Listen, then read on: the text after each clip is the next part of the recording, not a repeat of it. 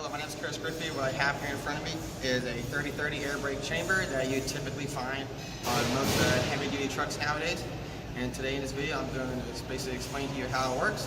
I'm going to take apart the service brake chamber and show you different components inside.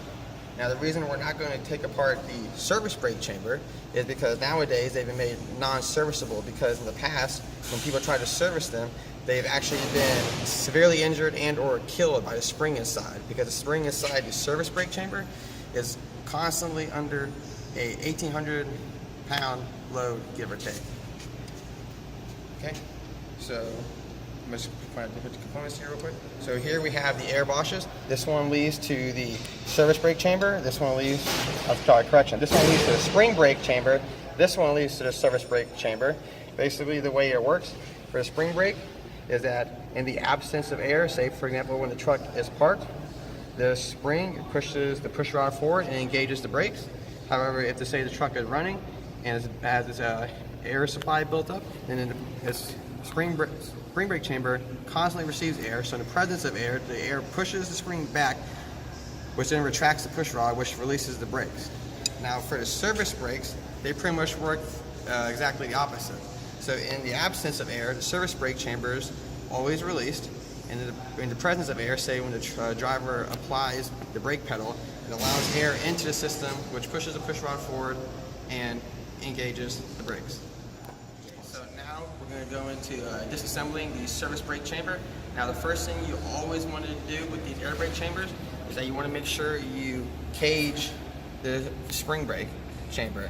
And but what we mean by cage, basically using this cage bolt, basically locking the spring back in place, so that when you open up this side, it doesn't shoot the push rod and everything forward. Okay, so the first thing we're going to do is we're going to basically loosen up the clamps here around the service brake chamber.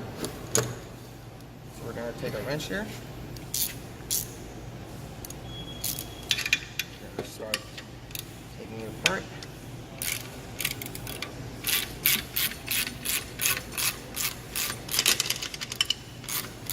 One thing to note when I do get these clamps apart, because there is still technically a spring in the service brake chamber, this cap here is going to try and shoot off a little bit.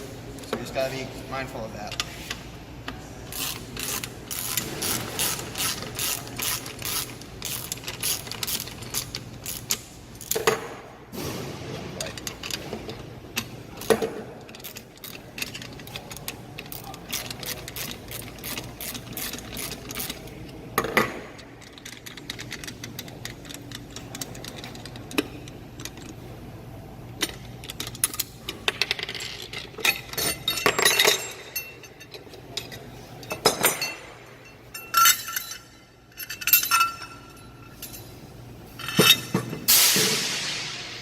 Okay, so now I have it taken apart. Okay, obviously those are the clamps I just separated. This is what the diaphragm inside actually looks like. It's what basically flexes as air comes in and out of the chambers. And this is also what separates the chambers. And then this metal plate right here is where it actually gets pushed on by the diaphragm, which in turn pushes the push rod out. This is your service brake spring. And you can't see it, but this is the metal plate that the spring brake pushes on, which pushes on the diaphragm and then pushes on the push rod when in the absence of air, when the brake is applied. Basically, when you put these brake chambers back together for the service brake chamber, because it is under a spring load, even though it's not very much, you're pretty much going to want to have to hold the chamber together. And an easy way to make it easier is to use the plier like I have right here to basically lock the plate down in place, or you can have someone assist you, whichever is more convenient. So I have this plate locked down. So what we're going to do, we're going to ratchet these clamps back together to hold the chamber back together. So we're just going to tighten it down. And you want to make sure it's both sides of the clamp are pretty much equal tightness all the way around, so it's not uneven. And that way makes it harder for air to possibly escape if you put it back together correctly. Make sure it's nice and tight.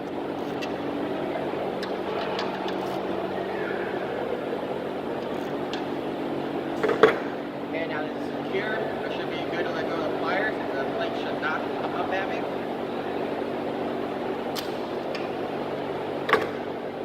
Okay, the circuit chamber is secured back together. And now, pretty much what we do at this point, you can either ratchet off the cage lock, the cage bolt, or a faster way, you can just take an air chuck or an air hose and supply air to the brake chamber, and you can just twist it off, pretty much whatever is available to you. And that's pretty much it. That's how the air brake chamber works on a typical heavy duty truck.